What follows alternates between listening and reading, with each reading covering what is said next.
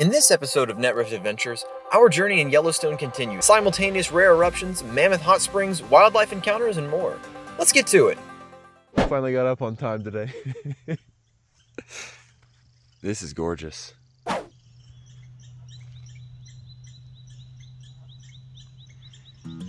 After finally getting a decently early start, we began the day by visiting the Midway Geyser Basin to see the Grand Prismatic Spring from eye level, as well as see the other famous features here such as the fountain paint pots and Excelsior Geyser. As I mentioned in the previous video, the Grand Prismatic Spring is much more impressive from the overlook, as standing right next to it you can't see much more than just a colorful steam cloud. The wildlife here in the park seemed to think so too, as the bison and wolf prints seemed to indicate that the animals were trying to get a closer look at the feature.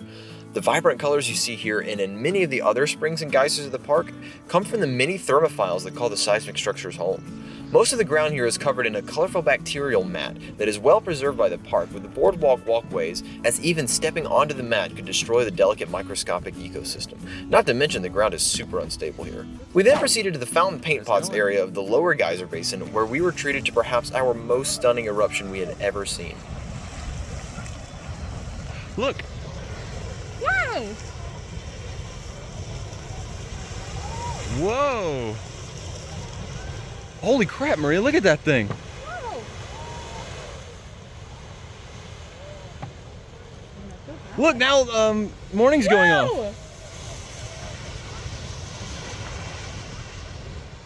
We got like 4 geysers going off here at the same time. I know! That's insane! That's crazy! We had simultaneously 5 different geysers erupting, with Fountain Geyser being the most active here. We'd had enough of the crowds for a bit, and it was time to see something off the beaten path and to hike. We're going to see Monument Geyser Basin. Got some cool little things up there. It's like a 2.6 mile hike. That's round trip or one way? I think it's round trip. So, shouldn't be too hard, but they say it's steep. Never seen it. So we're going to see some unique geysers. Maybe. Hopefully. We've had some good geyser luck, so maybe one will erupt for us.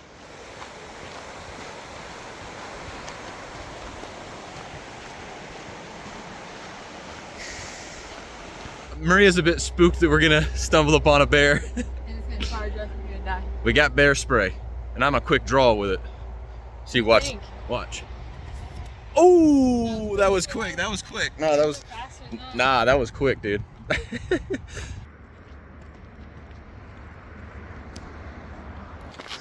It does not look it on camera, but this is really steep.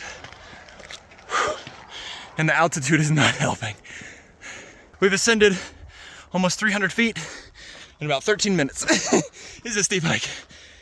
About 3/4 of a mile total, but the first half mile was flat. So 300 feet and about 1/4 mile. I think we still got 100 to go. Whew. In 0.36 miles, we've ascended 450 feet at least already. I think we're at 470 now. But it's beautiful. Look how pretty. So gorgeous.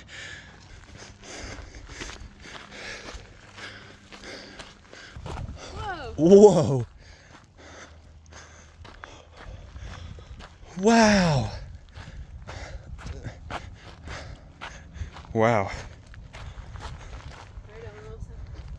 Wow.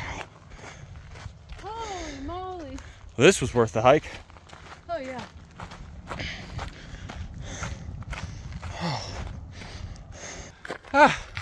We made it. That was a that was a steep mile hike. 665 feet of elevation.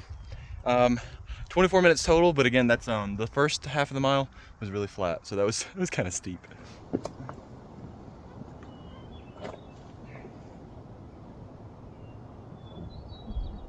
The basin's over here. Oop. Basin's over there. Let's go check it out.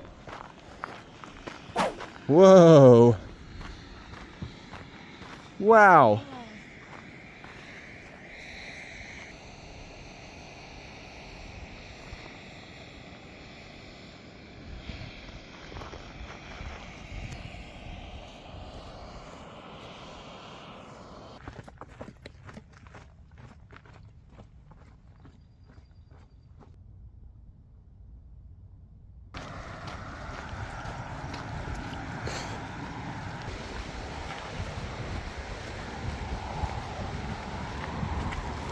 That hike was only a mile or so one way, but it was over 600 feet of elevation, and with the first half mile being almost completely flat, this hike featured 600 feet of elevation in a half mile, which is no joke. After that, we headed to see the lower portion of Mammoth Hot Springs.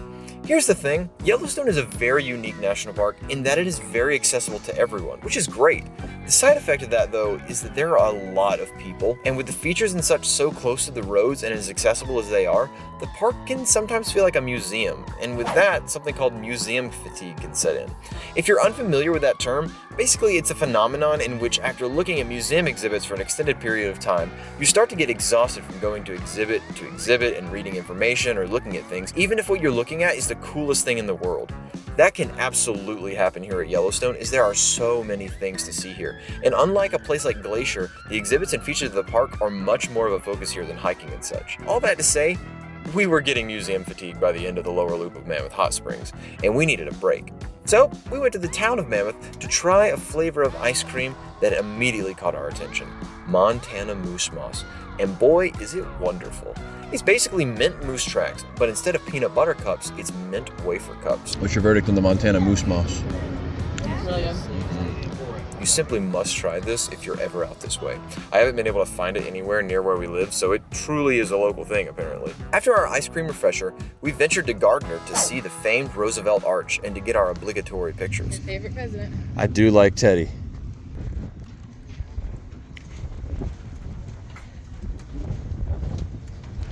So windy. I'm announcing I'm running for the Bull Moose Party 2K28. I gotta do, and this is the face just to honor our great Teddy Roosevelt. You ready? Is that what he does? Kinda. Except I don't think he does the thumbs up. Oh, he does. Okay, let's do like a gun or something. The arch features a powerful quote on it: "For the benefit and enjoyment of the people," which is what our nation's land preservation organizations are all about, and it seems every year we lose sight of that more and more, which is a shame. We then took a scenic drive over Blacktail Plateau to admire the sheer beauty of Yellowstone. Perhaps I haven't illustrated how gorgeous this place is, so allow me to do so now with a scenic montage and awe-inspiring music. Wow. Does that work? Oh, it is. That blue.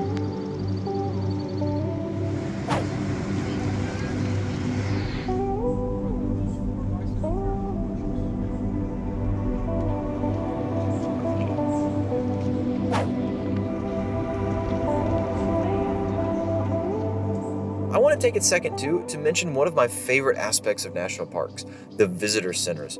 They are truly wonderful places and feature a trove of knowledge and information on how to get the best out of the parks. Each one is different too, ranging from taxidermied local animals, historical artifacts, and even geologic exhibits such as this one that shows the size of the magma pocket underneath Yellowstone.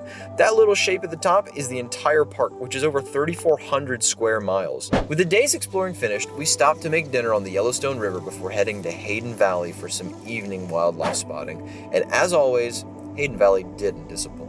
So we got a scene here. We got this cow elk on alert from this. Well, I'm pretty sure it's a wolf. It could be a coyote. That might be. I think it's a wolf too. I'm almost positive it is. It's like, I'm gonna get that elk. Oh please. I want the elk to survive. Yeah, but I want the wolf to eat. That thing's gone. Everyone's already. watching, trying to see if we're I gonna know. see. She needs to get with the other elk. Oh, it's moving. It is moving. There's something else up there. She's running away. I bet there's another wolf up there. I don't see another one up there though, do you? No, but. Oh, she's running. No, but something's up Something is up there. Because she won't go up there. Look, there's two. There's up there. Two. I'm elk. looking at that. Are those more elk? Yeah. I think so. I'm trying to get up there.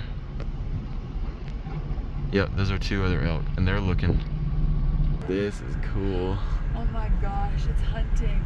Oh, she needs help. She needs help. What are they gonna do? All of them together can fight. They can fight. Yes. Dude, that guy. That is a wolf for sure, Maria. Yeah.